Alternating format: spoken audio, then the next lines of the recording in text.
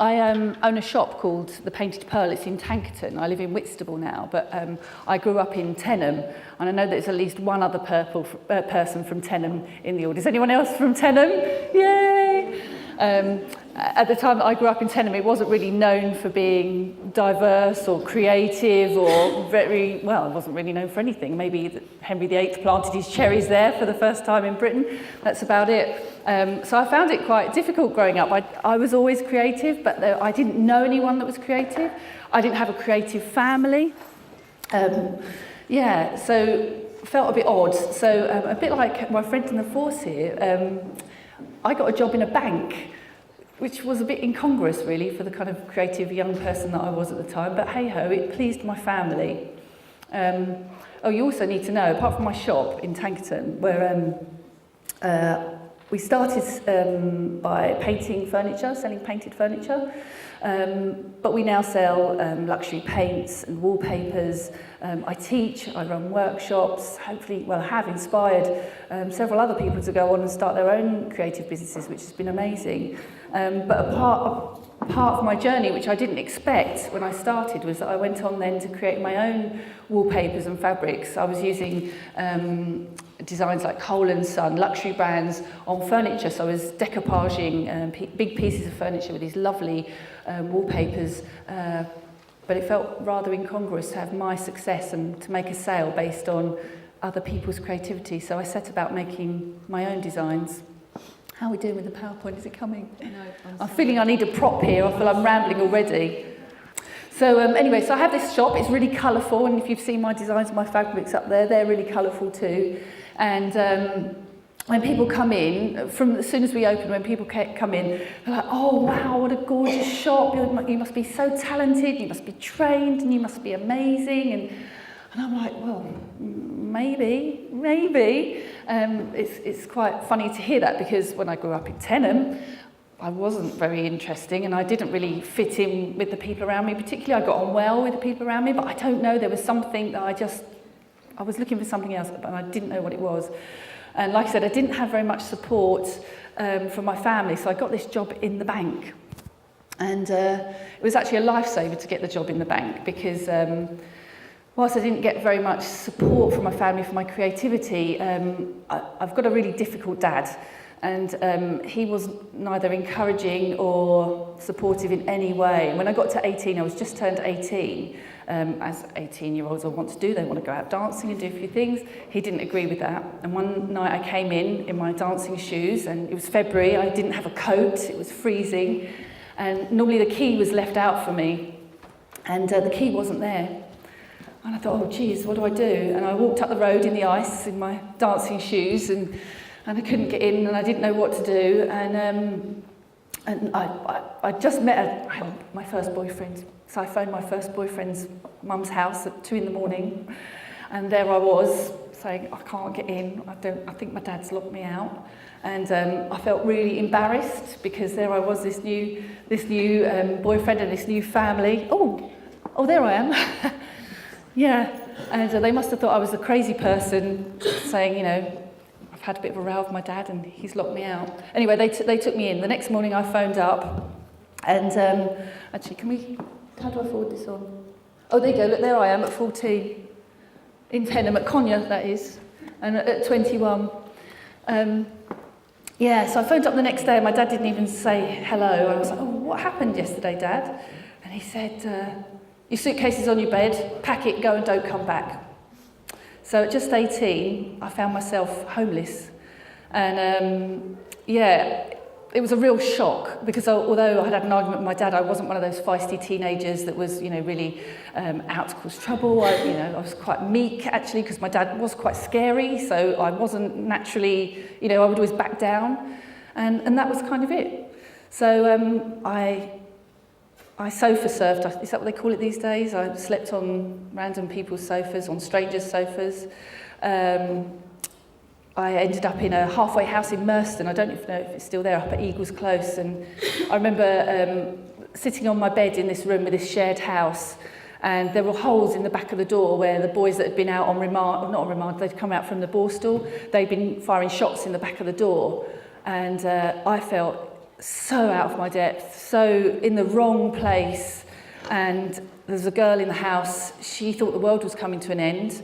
So she'd gone to some meeting and she'd come back with pasta and rice, and she was stocking the cupboards for the end of the world.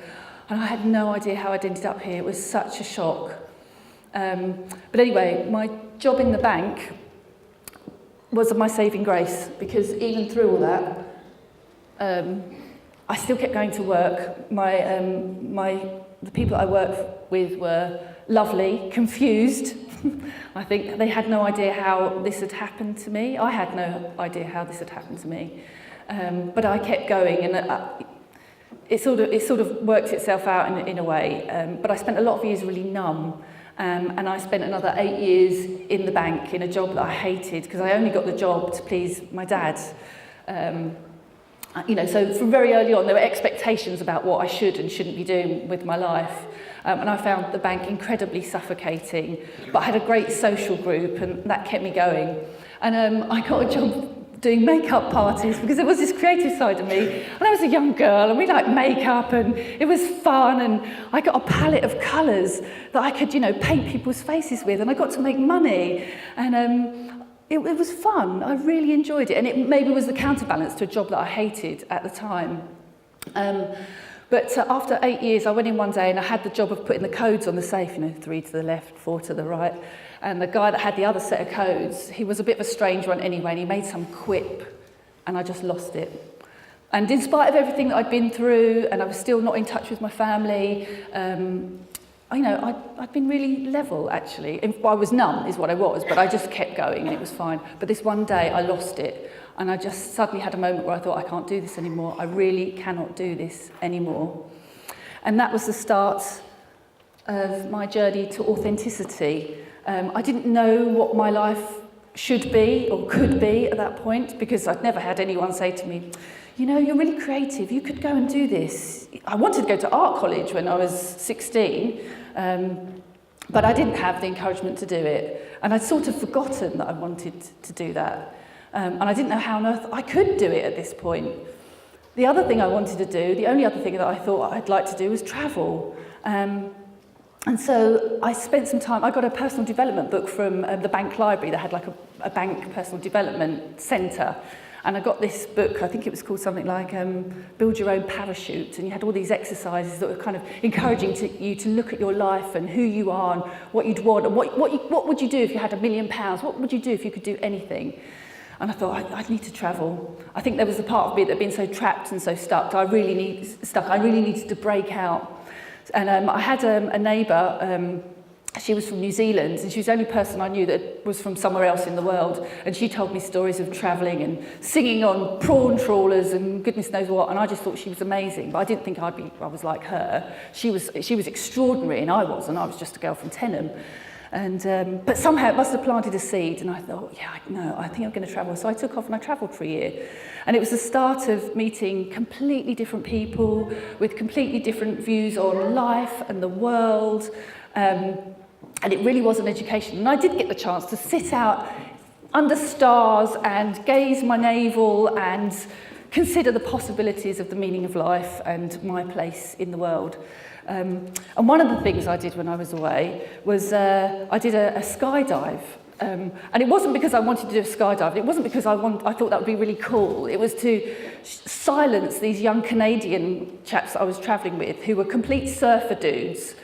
But they were from Canada. They'd only ever seen lakes. They'd never seen the sea. But, they were the coolest people on the planet. And I thought, I'm not going to be upstaged. I cannot be upstaged by you. If you can jump out of an aeroplane and you've never even seen the sea, I'm sure I can. So off I went. Anyway, so I did it, and that was fine. But when I came down, I had this overwhelming sense of freedom, an overwhelming sense of, if I died tomorrow, life will have been worth it. And at that point, I had some sort of reconciliation with my dad. Basically, I had to just forget anything that had happened. I had to forget that he'd thrown me out and I was homeless and it'd been horrendous. I just had to suck it up and forget it. So I phoned my dad and said, Dad, I've just jumped out of a plane from 10,000 feet and I did a free fall for 30 seconds and it was amazing. And he never said a word. And it was always one of the most wonderful moments of my life, because I think in that moment I sensed that I was free. I was completely free, and I had a sense of agency over my own life. And that was a really important moment. Looking back it was, I didn't really understand it fully at the time, but it was really liberating. So after I came back from my travels, I'd met all these people. I had a contact book full of names and numbers and people and places. And I moved to London, and I got a temping job in the Royal Bank of Scotland on Pall Mall, because I'd been used to working in banks. So I got myself a temping job, and I found a house share. And I turned up at this house ready to move in, and I had my bank uniform on, and I was all very square and squeaky.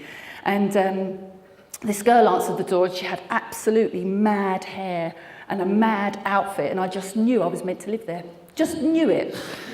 So I moved into this house, and being very square, and it was actually a really creative house. It was full of actors and artists and people who worked in advertising. There was a German photographer, and it was like a baptism of fire. I mean, I didn't know anything about anything in this creative bohemian world, but it was a lot of fun. It was a real lot of fun, and I signed up to a Saturday drawing class because this idea of wanting to go to art college was still there.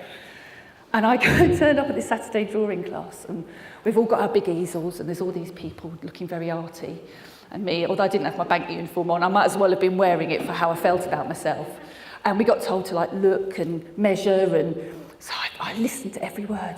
I hung on every word. I worked so hard. And then we all turned our easels around to see what we would be doing, and clearly I'd missed the point of all of it, and I had this tiny little drawing with all these funny dots all over it, where I'd been measuring. And there was all these wonderful, big, fluid pieces, and I thought, oh my God, I'm hopeless. But it was the most honest day's work I felt I'd ever done. And at that point, I just kept going. So then I went on to do a foundation in art and design, and at the age of 30, I started my fine art degree in fine art painting at Camberwell. So yeah, I had quite a time there. That was definitely an interesting period in my life. Then once I finished my degree, I had to make a living for my creativity, which was also then another sort of challenge, because how are you going to make a living from painting? I didn't want to be stuck in a garret, and I didn't want to be cutting my ear off and depressed and gloomy. So I was thinking, I did a whole bunch of personal development. The idea of personal development when I left the bank was still present with me. I realised that was a really important time. So I spent some time kind of learning and trying to find out even more about myself. And I remembered these makeup parties that I used to do, and I thought, well, that would be good if I could do something like that again. Because I got to meet women, and we had fun, and there was a developmental aspect to it. You can improve people's confidence if they felt better about themselves. And I thought that would be great. So I did some image consultant training and some personal development stuff, some life coaching. And it was going really well, actually. And then I'd met all these other people that were into personal development, and we decided we were going to set up a retreat in Greece. So I went off to Greece to find out about how we would get all these amazing, inspirational people together. And while I was there, I met my husband. The retreat thing didn't go so well, and I fell out with a friend, and it was a bit of a muddle, but I met the one. And that turned life really upside down. So yeah, we came back, and we got to know each other, and it was obviously it was meant to be, and we got married, and I'd moved from London back to Kent, moved back to Tenham, in fact. And it was all going swimmingly. We started painting furniture in the back garden. I had no idea there was a whole thing about painted furniture. I just thought, oh, this lovely old furniture, must be able to do something with it. And it went really well. And then I found myself pregnant with twins, which, as my friends here who's also got twins will tell you, that's another kind of curveball, a wonderful curveball. But it was obvious that I wasn't going to be painting furniture for a while. And then so I had to embark on motherhood, and as people have said previously, you have to think of different ways of doing things, you have to dig deep, and I didn't have it easy. I had twins, I was socially isolated in Tenham, I couldn't just pop to a cafe and meet other mums with two small babies. You can't just chuck them in the car and go. It was a real logistic headache. I was exhausted. They didn't sleep for the first 3 years. It was really, really hard, and my mental health was tested to the max. I can see giggling faces here, faces of recognition. It's funny after the event, but at the time It was really, really difficult. And the exhaustion really did get to the better of me. But it was at this point I met Christine. This painting furniture business had really kind of given me something I needed. I did need to be my own person, and especially with having two babies, obsessing about how many nappies have I changed today? 23, should be 24, shouldn't it? Who did I just feed? Oh, I fed this one on this side, that one. Oh no, I think I fed that one twice. I needed something else to think about. Yeah. And so actually, when I was exhausted, I should have been sleeping, but I painted instead of sleeping. And then one day I was at the Bising Woods Centre in Faversham. There was like a children's event or something there, and I took my little ones with me. They were teeny tiny, and Christine was there doing some outreach. And I said, I've got my kids here, and I've been painting the furniture. I'm thinking about starting a business. Now you can imagine Christine. She seized the moment. Oh, she said, you've got to come, and can we have a meeting? And we deal with women in business. You should come. We're supporting women in Swale. I was like, oh, great. And I'm thinking, how the hell am I going to do that? I've got the kids. I haven't slept. And I'd just been in touch with a paint supplier, this wonderful supplier of natural paints that I'd fallen in love with, and I was contemplating becoming a stockist for them. So she said, no, come along. She said, come along. So the night came for the meeting, and I'd been to this paint stockist. I'd had a whole day's training with them, still hadn't slept. I was like that. And Christine, having introduced myself, made me Businesswoman of the Month. Well, I thought this was hilarious. I thought she's pulling my leg, I thought. But, and I didn't believe it because, coming from my background, I didn't have any support. I didn't have people that took me at face value. I didn't have people that encouraged me. I'd been mocked and derided, is what had happened to me growing up. My creativity was a big joke. I mean, it was ridiculous, some of the things I did in the eyes of other people. So I didn't believe Christine when she did this. However, it must have made an impact because, I don't know, it kind of got on. Christine offered me some opportunities. Oh, is it up there? Yeah, there's a picture there of an opportunity that I got to set up a stall. It was over in Sheerness, wasn't it, in the job centre in the library? So these are some of the early pieces I did as a stall, and I loved standard lamps and making lampshades, and it was just a way to start. So I couldn't do a lot, my kids were little, but I managed to find little outlets for what I was doing. And that was just one opportunity. It gave me a chance to practice my new sort of burgeoning entrepreneurial skills. I had to find a way to make this happen. But sadly, at the same time, I mean, it was difficult enough trying to start a business and have two small children, but my relationship with my father took a really bad turn. Living back in Tenement, he was part of my life on a daily basis, and he got more and more involved in my life and more controlling about what I should and shouldn't be doing. And we'd arranged to go on a family holiday, and I was really struggling with exhaustion, and my husband was working as well. He didn't have a lot of holiday, and I said to my dad, I'm not sure if I can make it on this holiday. We're absolutely exhausted. I don't think we can wait. I think we need a rest now. And my dad went nuts. He went absolutely nuts, and we had some bits and pieces in the house. You know, you have stuff up in the loft, and the kids had some of their toys and things there. He promptly loaded up the car, 9 car loads it took. I can't believe I had that much stuff there, but I did. And he dropped the whole lot on our front doorstep. He's a bit of a sledgehammer to crack a nut, shall we say. And I didn't know what to do. I thought, I can't say anything to him because I know what he's like. He's quite aggressive. I don't really need to stir this up, so we just kind of let him do it, and we slipped out the back door and went out for the day. Meanwhile, I spoke to my brother and said, I think I've really upset Dad again. And my brother phoned my dad and said, I think you need to apologise to Michelle. So my dad came round to apologise, however, he'd been to the pub first. And by the time he got to our house, he was obviously not really in a mood to apologise, and he came in. Someone was asking me earlier about the turning point. When did I decide to make things happen? And actually, thinking about this probably was it. He came in to apologise, but he ended up attacking my husband in front of my children in our own home. And it was awful. It was really awful. It wasn't a serious attack, but my husband's lip was bleeding, and all the stuff that he'd put on the doorstep we brought in, and he crashed around all that and broken and smashed off all this stuff, and my kids were screaming, and I was in tears, and it was the worst day of my life. And at that point, I just knew, I'd had difficulties with my dad before, this was the final straw. I couldn't trust him anymore. My husband is the most gentle man on the planet, and he's done this to my husband in front of my kids, so it changed everything. But it meant we were in our house, afraid of my dad coming to the house any time and wreaking any kind of havoc. He's difficult. He would say in his own words, he's awkward. But that changed it for me. Oh, that's gone off. Do I need to? Oh yeah. And we had to leave. And it was, I felt like a Jeremy Kyle episode really. We kind of packed up all of a sudden and we just went and we moved to Sittingbourne just to get away from him. We ended up in a not very nice house, and it was, we were in shock about what my dad had done, and we didn't know how to go forward with that. Just in shock. And then a few months after that, my mum was diagnosed with cancer. So I had to really think about what to do, because in my own mind, my relationship with my family was over. I couldn't deal with my dad anymore.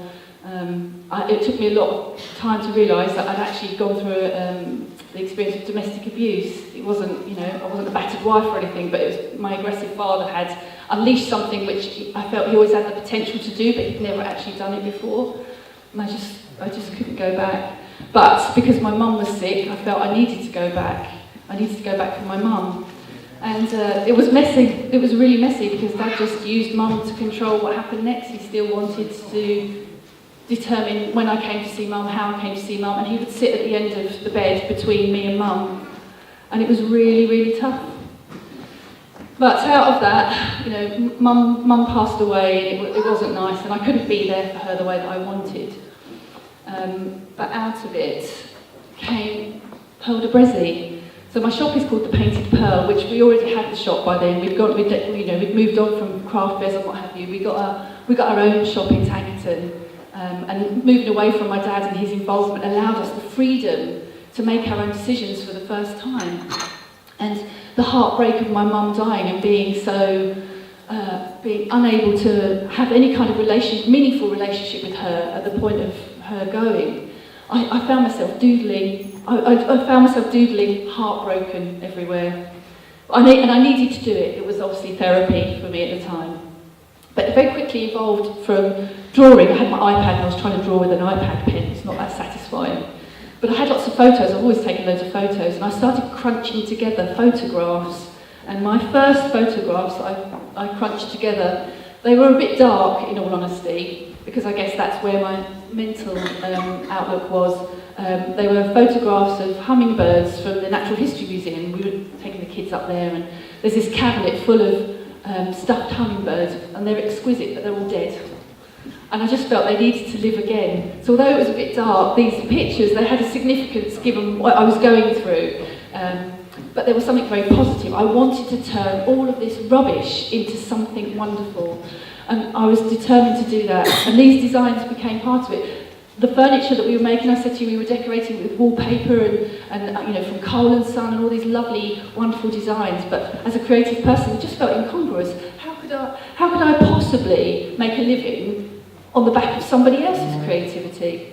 And so these, as you can see some furniture there, they're not very clear, but you can see some furniture there which we've had a bit of fun with some of the designs, obviously very bold and colourful. And I've gilded this top of this lovely dressing table. It's quite a big piece anyway, so let's just go full on with it. And now I get my fabrics printed too, lovely velvets and satins, and they've really given me my own identity, which has been wonderful. I think the freedom when I jumped out of that aeroplane to sort of be who I wanted to be, I never knew it would turn out to be like this, but suddenly I am the person I was meant to be. It's just taken a really long time to get here. Here's the front of my shop, you see the furniture in there, and it's really colourful and quirky, quite unmistakable. So, there's some pictures of inside as well, look. I don't know how clear that is. And I teach and everything now as well. Which is lovely because I get to give back, but I'm telling you all of this because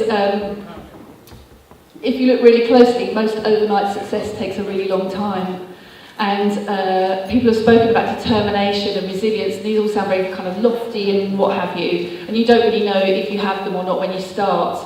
But I think my journey shows that I didn't have the best start, but I've had good people in more recent times that have supported me, and I've got an amazing husband, and it comes good. So I just thought it's a good reminder, people that are starting out, I can see lots of kind of entrepreneurial efforts here today, and maybe women that want to do more and go further. All I can say is aim bigger, aim higher, don't give up, keep going. And yeah, for me there were no lucky breaks. It wasn't gifted. People come to my shop all the time and say, "Oh God, you've done this and you've done that." And it's really, really nice. But you know what? I'm not an extraordinary person. I'm an ordinary person. And I didn't suddenly get picked up at uni, having done an amazing degree show, and suddenly I had designers calling out for me and everything. No, it hasn't been like that at all. But it doesn't mean to say it's not achievable. Sometimes you don't know how. Maybe it's better not to know sometimes. But it was only ever persistence, determination, faith, hard work, and fun, actually. I mean, my story's not the happiest at times, but certainly as I've come into my own in recent years, it's amazing. It's been worth every minute. And I think you just don't know what you've got until you absolutely need it, and then you find it from somewhere. And I think the next one's the last slide.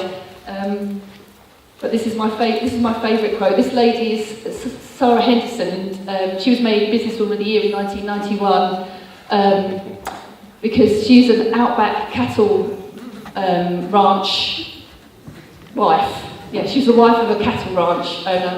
And when her husband died, the ranch was in debt to $750,000, and she turned it around almost single-handedly. Well, her and her daughter, and she went on to become an extraordinary inspiration in Australia. But if you can say that in your best Australian accent, I just think there's a sense of fun and humour and kind of seize the moment. Just 5, 4, 3, 2, 1, whatever it was. Just do it. Shall I attempt an Australian accent, or can you imagine one in your head? So I just want to say thank you to Christine for her support, because without support, I haven't had any support around me. That makes such a difference. We all need input. Having other positive figures in your life makes such a difference, and it is amazing what you can achieve with that support.